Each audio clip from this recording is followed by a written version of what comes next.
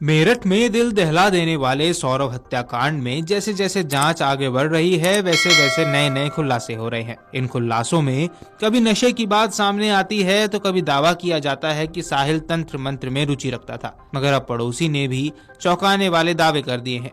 पड़ोसी ने बताया कि हत्या के बाद मुस्कान प्रेमी साहिल के साथ मिलकर शव को ठिकाने लगाने की कोशिश कर रही थी, लेकिन भारी ड्रम को बाहर निकाल पाना आसान नहीं था। मुस्कान के पड़ोस में रहने वाली कुसुम ने बताया कि पहले मुस्कान का व्यवहार सामान्य था, लेकिन जब साहिल नाम का युवक उसकी जिंदगी में आया तो चीजें बदलने लगी। साहिल अलग अलग रास्तों से मुस्कान के घर आने लगा, कभी दीवार कूदकर तो कभी आधी रात को। कुसुम ने कहा कि साहिल का इस तरह आना जाना उसे अजीब लगता था। हत्या के बाद मुस्कान तनाव में थी। कुसुम ने बताया कि जिस कमरे में वह ड्रम रखा गया था वहां मुस्कान गुमसुम बैठी थी।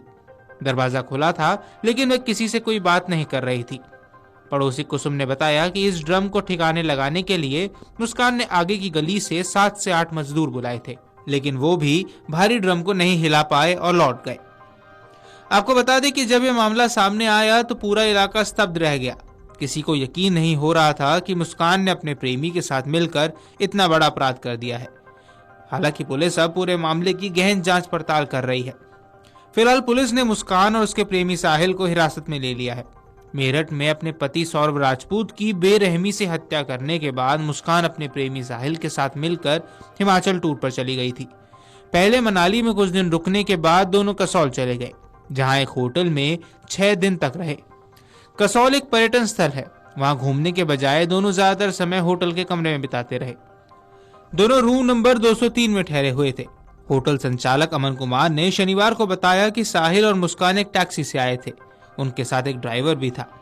उन्होंने बताया कि आमतौर पर पर्यटक कसौल में नई जगहों को देखने और वहां की प्राकृतिक सुंदरता का आनंद लेने के लिए आते हैं, लेकिन ये जोड़ा पूरे दिन अपने कमरे में ही रहता था।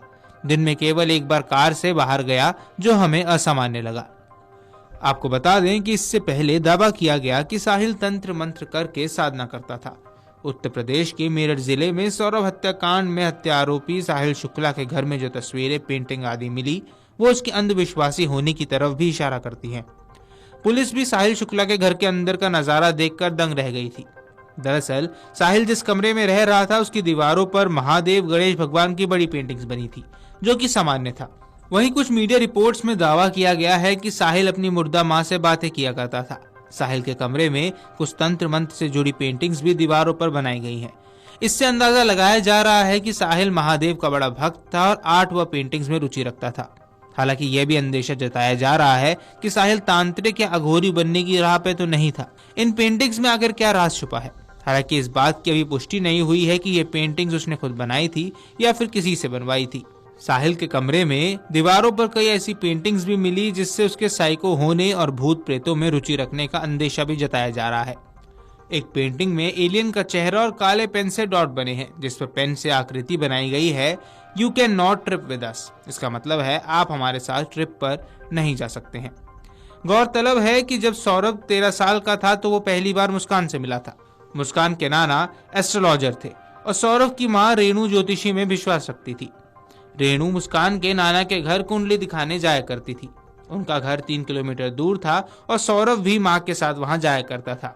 इसी दौरान मुस्कान की उससे मुलाकात हुई और दोस्ती हो गई। 5 साल तक दोनों के बीच बातचीत चली और सौरभ ने घर में मुस्कान से शादी की इच्छा जाहिर की। परिवार ने इस शादी से मना कर दिया और उस वक्त सौरभ और मुस्कान दोनों नाबालिग थे।